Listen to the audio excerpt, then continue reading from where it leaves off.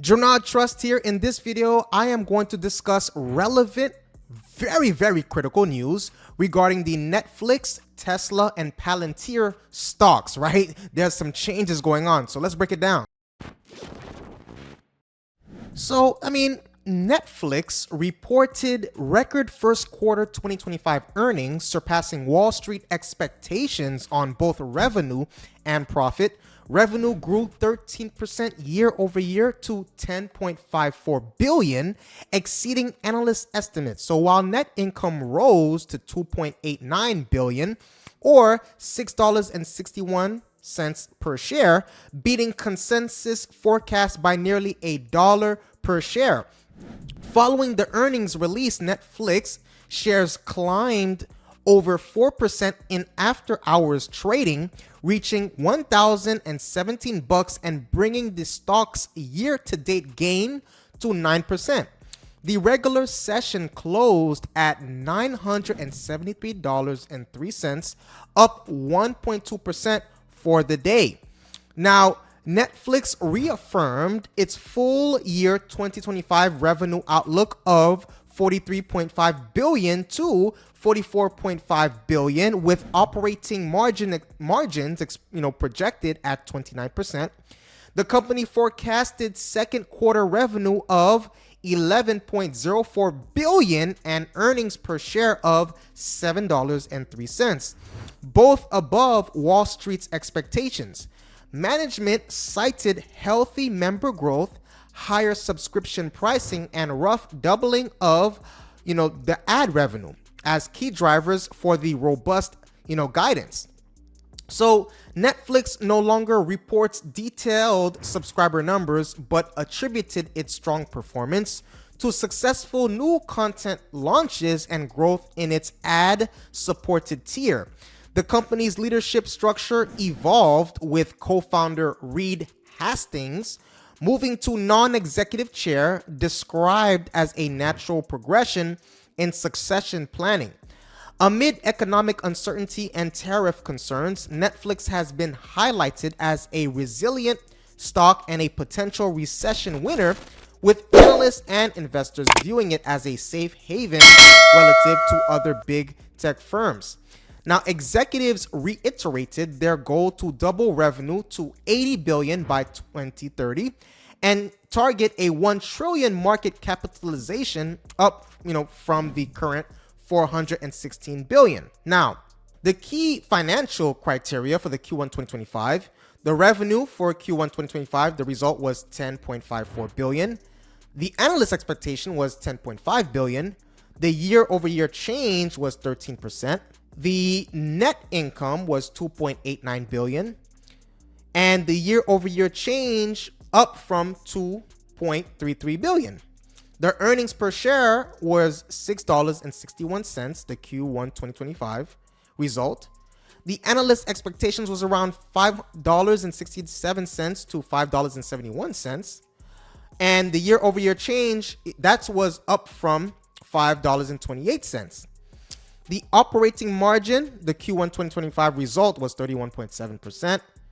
Analysts expected around 28.2%. And the year-over-year change on that was up from 28.1%.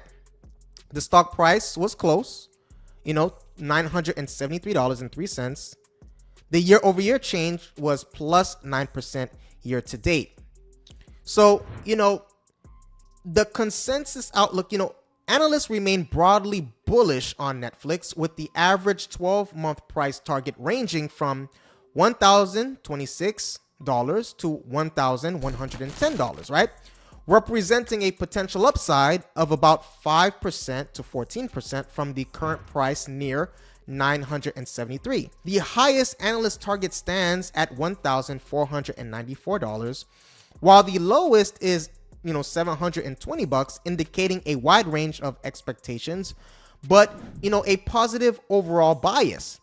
The majority of analysts rate Netflix as a quote-unquote buy, with a strong consensus that the stock will outperform the market in the coming year. So options markets are pricing the heightened volatility, with traders expecting basically around an 8.5% move in either direction in the days following the earnings. This suggests a potential short-term price range between approximately $893 and $1,059. Analysts highlight Netflix's resilience amid economic uncertainty, citing its strong content pipeline, growing ad-supported tier, and global reach as key strengths. Okay, so in regards to target type and the average target, the price target is around $1,026 to around $1,110. The high target is that $1,494. The low target is around $700 to $833. The Oppenheimer is $1,150. The analyst consensus, you want to buy. Now, some long-term forecasts see Netflix potentially reaching $1,098 to about $1,124 by the end of 2025, with bullish scenarios projecting the stock could surpass $1,700 by 2030 if growth targets are met. However, analysts caution that actual performance will depend on Netflix's ability to maintain subscriber growth, innovate in content and technology, and navigate competitive and regulatory risks. Now let us transition to Tesla. So the stock price performance, basically, Tesla closed at around $241.37 on April 17, 2025, down slightly by the 0.07% for the day.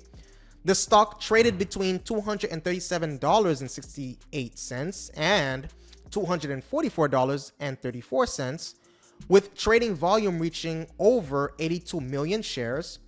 This marks a significant decline from its 52-week high of $488.54, and the stock is currently trading well below its 50 and 200-day averages, right? So the recent volatility and the technical analysis, Tesla shares have dropped nearly 50% from their December peak, but have shown signs of stabilization. The stock has twice bounced off the $220 level, forming a potential double bottom, right? A technical pattern that could indicate a reversal if it holds. So technical analysis, highlight $212 as a key support level, with resistance in the $280 to $290 range. A break below the $237 that could bring $219 into play as the next support. Now, despite the sharp decline, major analysts from Mizuho, Wedbush, and Benchmark maintain bullish views, with price targets ranging from $315 to $375, suggesting potential upside of up to 50% from current levels. However, these targets have been trimmed down, due to slower delivery expectations and increased competition, particularly in Europe and China. So Tesla has scheduled to report earnings after the market close on April 22nd, 2025. The options market is pricing in significant volatility, with the near term straddled, recently valued at 11% of the stock price, right? And that's expiring on April 25.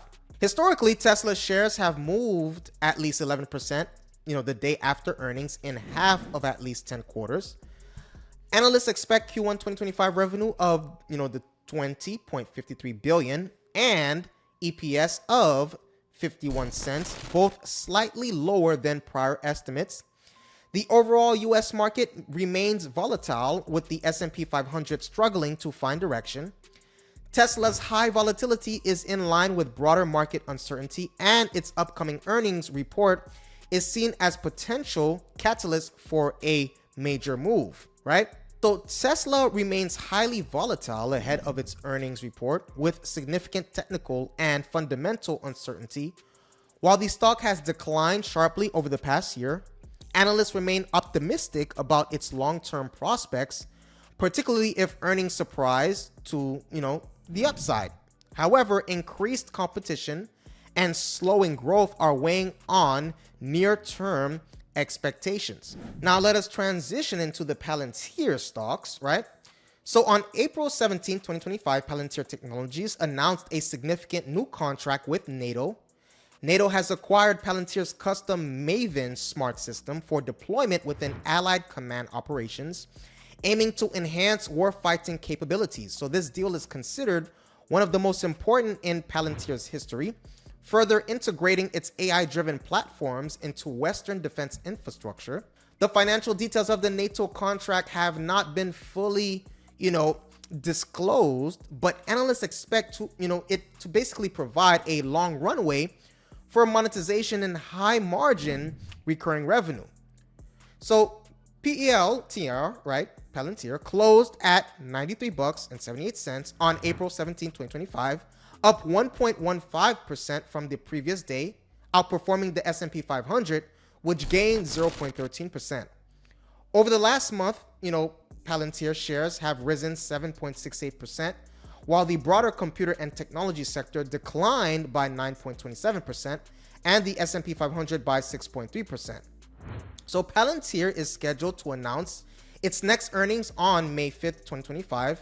Consensus estimates project Q1 EPS at 13 cents, a 62.5% increase year over year, and revenue of $864.19 million, up 36.23% year over year. Full year estimates call for 55 cents EPS and 3.78 billion in revenue, representing annual growth of 31.15% and 32.08% respectively. The company's forward P/E is 167.65, well above the industry average of 24.35, and its PEG ratio is 5.34 compared to the industry's 1.93, indicating a premium valuation. Analyst consensus is hold, with 3 buy, 12 hold, and 3 sell ratings. The average price target is $93.69, suggesting limited upside in the near term. However, some bullish analysts see potential for the stock to reach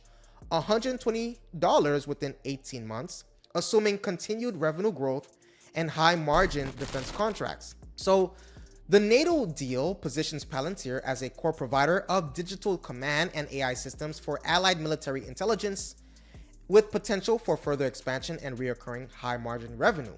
Palantir's gross margins exceed 80%, and the company has posted 9 consecutive quarters of GAAP profits, demonstrating improved profitability and operational leverage. An Iron Condor option strategy expiring May 2nd, 2025 suggests a neutral outlook, with a 42% potential return if Palantir remains between $88 and $103 at expiration. The current pricing of this spread is at 20 to 25% premium to its historical average, reflecting increased volatility or demand for PLTR options. So, Palantir's April 17, 2025 performance is driven by high-profile NATO contract and continued strong financial growth through valuation concerns. So keep Wall Street cautious. So that's what I have you today. Please take a moment right now to hit that subscribe button and the like button. If you gain value from this video, you want more videos like this, please let me know that by hitting that subscribe button and the like button. See you on the next video.